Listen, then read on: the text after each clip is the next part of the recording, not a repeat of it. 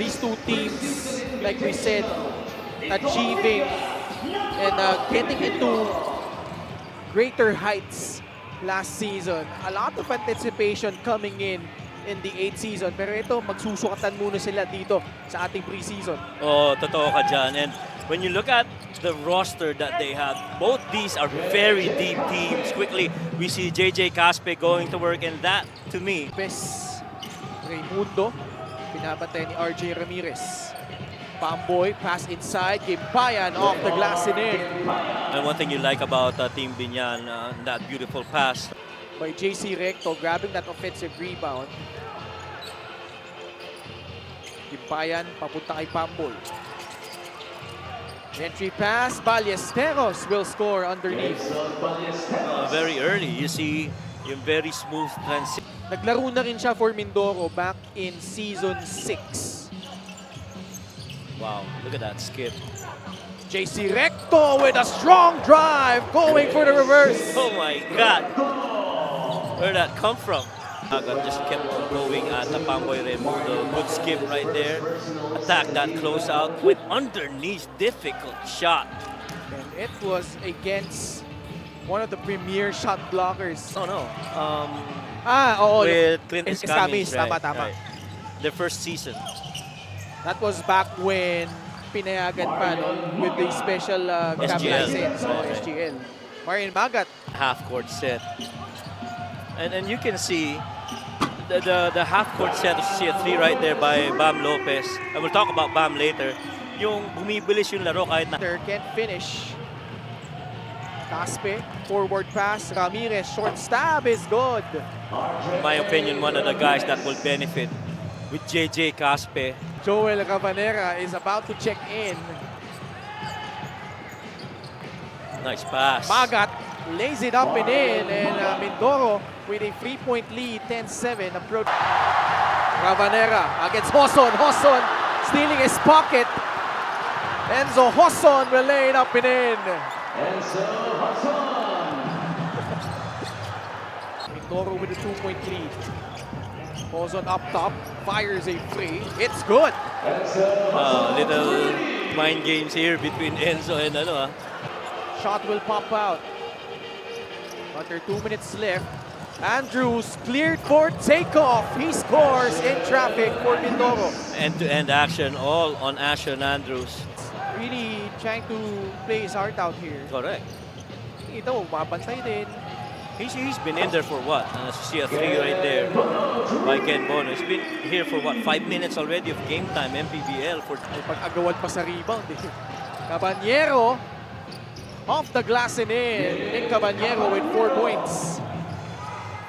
Time 1. Kind of go to that entertaining part of Joel getting his free throw. Mike Mabula hitting a jumper after playing so Really jump off the roof. KG to Damian Lasco. Spins inside. Lasco off the glass and in. Another matic scorer para dito sa Binyan, Damian Lasco. Won't work. JC Recto thought about it. Fires a pass to Nicky Perez. Shot block at 5. Gamalinda escaping. Oh, wow. KG Canaleta to score 2 points for Mindoro. One of the few selections now than just get a paint touch and spray it outside. Matter of fact, they led last season in 3-point attempts. As you see a basket right there by Nino Canaleta. Mindoro last season averaged roughly about 33, 1% of that. So 10 out of 33, which is not bad. But again, may mga laro kasing kailangan mo yung mga puntos na katulad nito eh. Yung mga malalalim nasa loob ng paint. Pero yung tinatakbo nila yun, ibang-iba. Iba. Oo, totoo. JJ Pido. Cabanyero for 3. Short. Jopet Soriano napulot yung bola and able to score. Isa pa yung magandang pick-up para sa Binyan, Jopet. He's one of the guys that really impressed me in Pasay, si Jopet Soriano. What a pass and what a finish.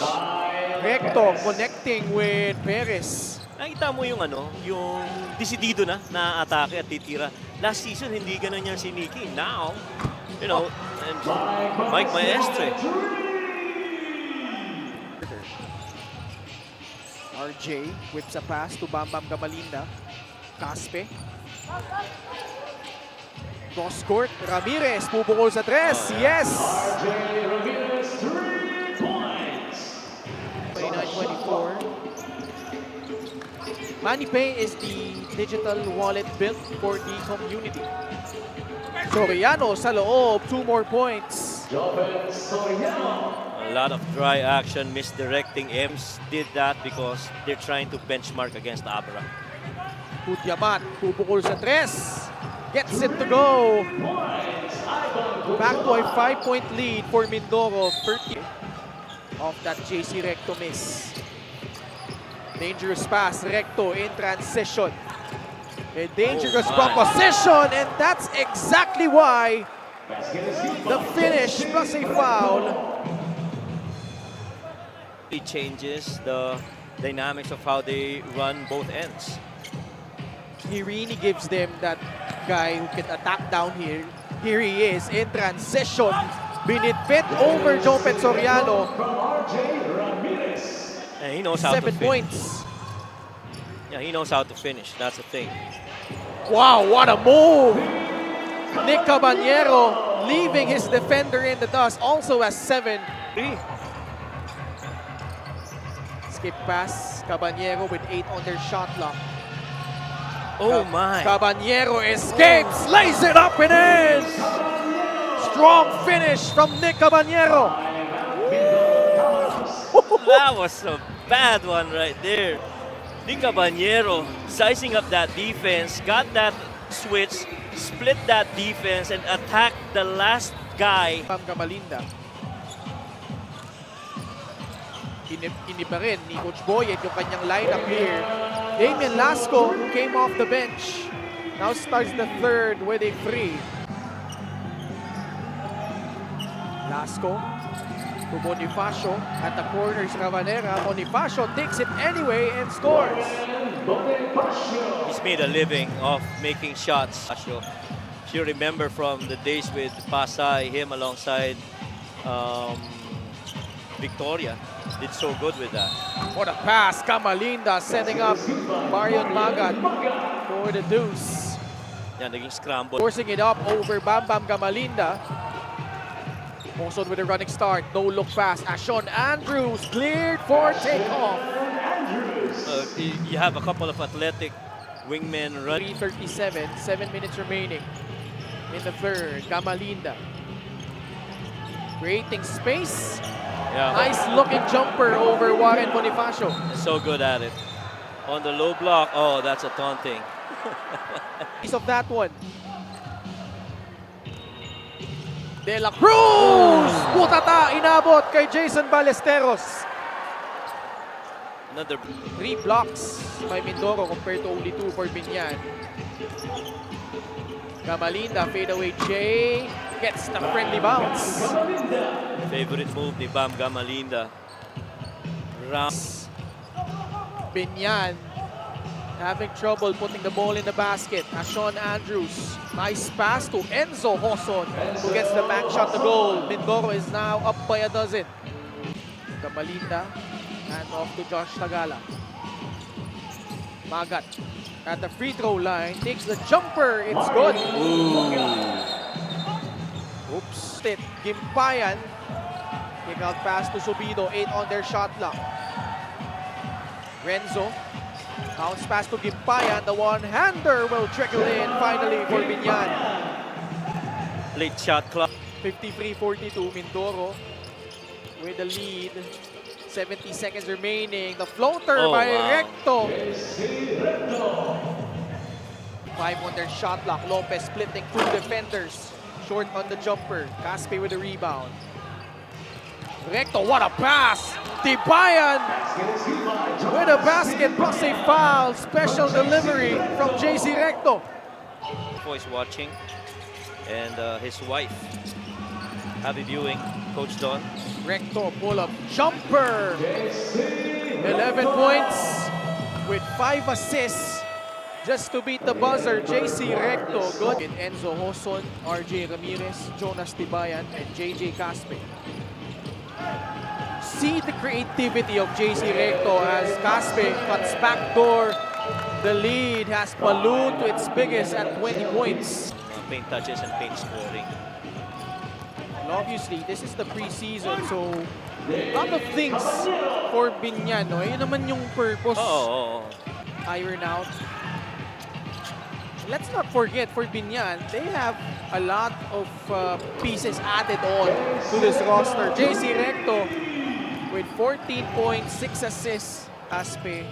Enzo Hoson, who played sparingly for Basilan. And now has found himself a meaningful role para dito sa Mindoro. Meanwhile, Nick Caballero continues to score. Alam mo yun, ang daming tao palagi dun sa sa venue sa Mindoro when we cover games there. I'm sure mas lalong dadami yung mga manonood. Caspe with the field goal conversion. Poy sa loob. Big Boy, 2 points. Sa isang season dito sa MPBL, kaya gusto nilang ulitin yun. Kaya naman dinagdag na itong mga panibagong malalarong ito na hopefully pagdating doon magawa yung mga 10 with him underneath for low post action, even rebounding. Kudjamat again with another basket. Just fell short against Quezon. They were able to beat Basilan. Poy Akdum with a 3. Jackson Corpus. Oh yes. Those monstrous outings he had, especially in the first round. Putang game 3. Who could forget that double overtime game that they had? Di ba? Oh, tayo yun Kaya nga. Sa Malolos, Bulacan. Oo, sa Malolos. Na Itong appliance brand ng Pilipinas. si Atan ba bibigyan ng jersey si Boss Atan? Aba, 1. Oo nga. So I think for this week, ito na ba yung last playing day here in Sa Caloocan. Caloocan? Yeah? Oh, For this the week. Peace, yeah, this week, right. Bukas, sa Paco na tayo. Paco naman, sa Manila naman. KQ, kaya pararating natin yung balita dyan sa kaibigan mo si Joel. Ivan Kudjamat drills in a 3. Alam mo kung sino nakinabang dito sa mga laro natin ngayon, tingin ko? Oh. Yung mall na katabi natin, dami sigurong dyan muna nagkita bago tumuloy dito. Big Boy sa loob. Talaga yung take-off dito ni Poy Akdum. Tolentino will scoop it up and in. Poy Akdum, you go back to that game when we had ilang dunks ba yung ginawa niya nun? Sobrang dami nun. 7. 7, yeah, 7 dunks. Record yun. Yeah. That happened. Kind a collective effort from them, but nice debut rin para sa Binyan with Nick Caballero, 14 points. Final score, 65 for Binyan Mega Wagi at 79 para sa Mindoro Tamaraos. And